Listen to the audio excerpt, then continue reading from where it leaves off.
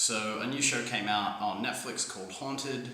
I was admittedly kind of excited about it because I like ghost stories, and in the trailer it seemed reasonably well reenacted as well, so I was willing to give it a go. But, as you can guess, I found holes in it, like I find holes in everything. Every relationship, everything in life. It gets really...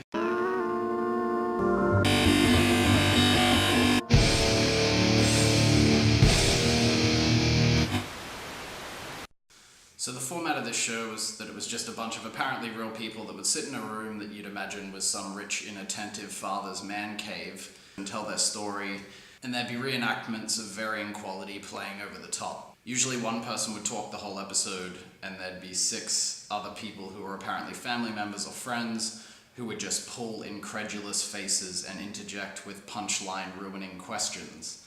Like literally every single other person other than the one that was meant to be telling the story made the whole thing worse. They kept repeating B-roll footage of their reactions, and they used each reaction like 3 or 4 times each episode, and half the time the people just looked like they didn't believe a single fucking word that was being said. This one woman even sang a weird song from her childhood completely unprompted in the middle of what was her sister's story. The only thing this one guy said interrupted the whole story. This person suggested advice that was completely ridiculous and unwarranted, like, did you try not having a ghost in your house? One person pretty much ruined the trajectory of one of the stories with a question that basically forced the person to skip over all the shit they were doing to create atmosphere and build the story, and basically just skip to the climax of the story.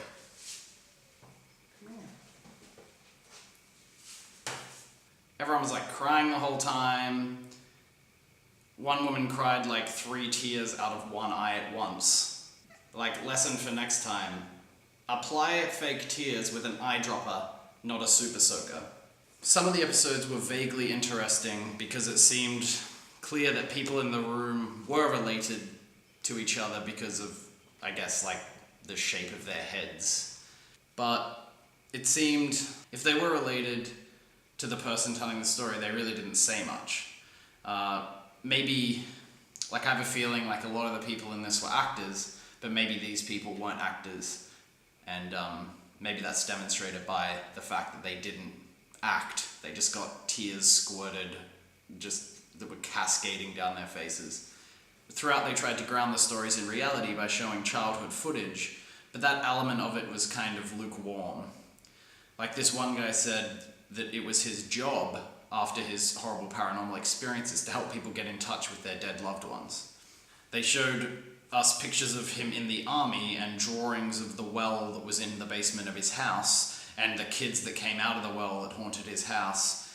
And it looked like he probably didn't draw it as a kid, and maybe one of the producers did.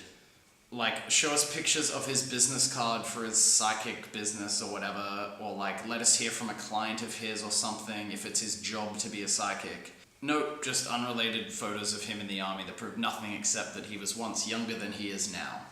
One story's reenactments made it look like it was set in the Middle Ages and not in the late 70s. They had like a gas lamp on the wall, and their mum was dressed like she existed before medicine. Like, are you sure you gave birth to all those kids without dying? And she was all religious and would read Bible passages at the dinner table about how all their kids would burn in a lake of fire, and then cranked it to 9,000 by literally hitting her kid in the face with a Bible. It was a bit on the nose, I thought. Like, literal Bible basher?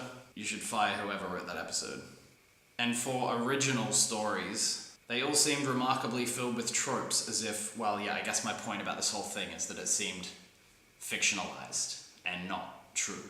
Like, all the stories seemed to have cohesive act structures so that they flowed well, and my experience of life is that it's not a movie, and it doesn't conveniently fit into a pre-designed framework of how you tell a story. Things are messy.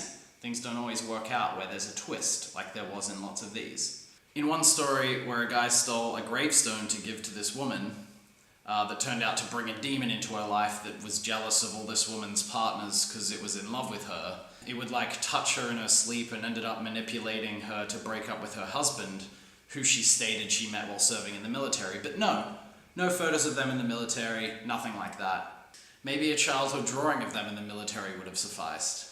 So we realized that one of the people sitting there redundantly in the room making all the dumb expressions was the ex-partner that got cucked by the demon. And the woman is explaining how she broke up with him because she was manipulated by the sexy, sexy smoke demon man. And the ex-husband on the show is like, "You're easily the love of my life." And, like you'd expect in some shitty horror movie that you wouldn't watch, she says, "You were the love of my life." Like as if she was fucking the demon spirit or like was in a relationship with it or something. Like, what? And then the episode ends. Like, come on, really? True story? Are you sure? There was one story in particular that well and truly cut the mustard? I'm not sure what that phrase means. I'm going to try again. There was one story that was well and truly beyond the pale of believability. I thought a really bad move to throw in a show that you were purporting was real. This is episode 2 as well. So there was one that was like, that's kind of convenient if that happened. It doesn't sound true. And then the second one was observably not true. It made some really big claims that I'll explain in a minute, but I tried to substantiate them by doing some research, and all I found on the entire internet, the World Wide Web, as it's commonly known, was a Reddit thread of other people that had tried to do the same research and came up empty-handed and pretty much saying how they stopped watching the show after that episode because its whole premise of it being a true story of real people, which is the part I like about it, real people telling their ghost stories, was completely and observably false. So this particular episode was about a woman growing up with a dad that was just way the fuck too over the top of an evil and abusive person that he just seemed like he seemed over the top for a Disney villain. Not only that, but there were holes and contradictions in her story that tripped me up the whole way through it.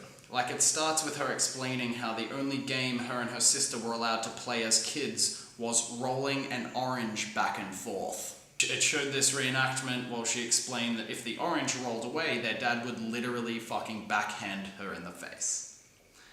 It went on to suggest that this guy had kidnapped and murdered backpackers, and he'd done this basically for their entire childhood and part of their early adulthood. I didn't remember it from the episode myself, but someone on the Reddit thread was suggesting that it had claimed that he had killed hundreds of people, that were coerced into this guy's house by him and his wife to be murdered. He used to kill them and bury them in the woods near his house, and there's a reenactment of him threatening his kids that he'd cut off their heads if they told anyone. So it goes on to say that if the weather wasn't good, he'd pray to the devil. And it showed him like snarling and waving his hands over a fire while shirtless and rolling around on the floor. At one point in the episode, the woman's like, "I wish we just had have called the fire department and got them to burn the house down." Not sure that that's what the fire department does, actually. I think actually their job is the opposite of that. They don't burn houses down. So these two girls that grew up with this guy as a dad, now older women telling their story on this show. They're saying how they grew up in this house with apparently the worst serial killer in American history, that there is zero evidence of existing, and it seemed to suggest that as adults escaping the house, they never told anyone or the cops about what had happened there. It was basically like this was the first time this story had come to air, and so part of this story was that these women who grew up in this household with a dad that threatened to kill them, abuse them, brought their own kids back to hang out with him. And we got this reenactment of this fucking murderous guy teaching one of the women's kids how to stab using the corpse of a boar and like licking the blood off it and forcing the kid to like lick the blood off this boar and shit. Like, come on kids, hop in the car, we're going to visit grandpa. You might get killed, but This kid grew into a grown-ass adult and his grandfather was still free and killing people apparently. He never even got caught. His wife apparently killed him because the house made her. And the grandson actually was old enough at the time to take over this guy's house after he died.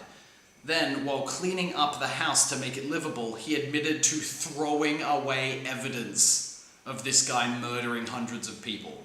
This guy's granddad kept trophies that were his victims' belongings hanging up on the wall, and his fucking stupid grandson, who's now a grown-ass adult, knowing full well what he did, and his parents knowing what he did, neither of them doing anything about it. He throws away all of this evidence that connected all these victims to this guy's house, by the way, which he called the slaughterhouse, before they disappeared. He just threw all of this evidence in the bin, evidence that would have gotten this guy a fucking millennia in jail, just threw it in the bin while spring cleaning. He also admitted in the interview to knowing where bodies were buried in the woods and near this lake around the house, and he's like, oh, I just never went up there, I was too scared. It's like, get the fucking cops to go up there, man. Let them dig them up. Don't you care about these families getting some sort of closure? It's downright absurd. It's unbelievable, in fact. He's worse than all of the documented serial killers in history combined, and he was a Satan worshipper.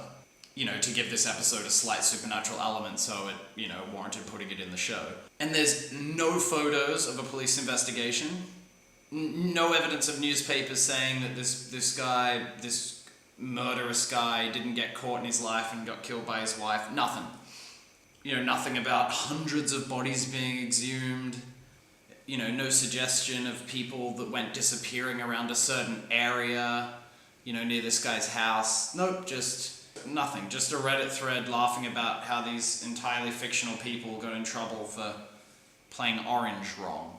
As producers, if you had have heard of the worst crime spree, done by a single person that wasn't a dictator with an army of 1 million people, committed ever, what do you think your responsibility would be to do?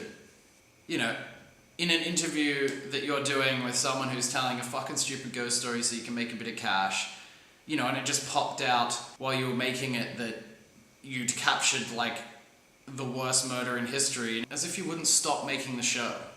And make sure that you weren't liable with the morons that knew their granddad/dad had killed hundreds of people and they didn't do anything about it, even after his death, when he couldn't have been a threat to them anymore. Even if you ignore your civil duties to do something about this as a film crew who has stumbled upon this information, even if you ignore that, as if you wouldn't take the opportunity to axe your dumbass ghost show and make a documentary about the worst unsolved crime in America. It's much more interesting than doing 6 episodes about how someone's teddy fell off their shelf because there was a ghost in their house. Look, anyway, I'm kind of done with the rant. This is kind of a warning to you about the show. Watch it for a laugh. Some of the episodes are kind of interesting, I guess, but in a way they're conveniently scary, and it kind of makes me doubt, especially with episode 2, as I've described, that this show is at all real. So perhaps just save you time and watch, The Exorcist, or, something that doesn't claim to be real. Anyway, that's me done. Happy Netflix and chilling. Can you please keep it down? You want full quiet when I'm editing. Sure. Sorry. What the hell are you doing? Oh my god, you did not just throw an orange at me!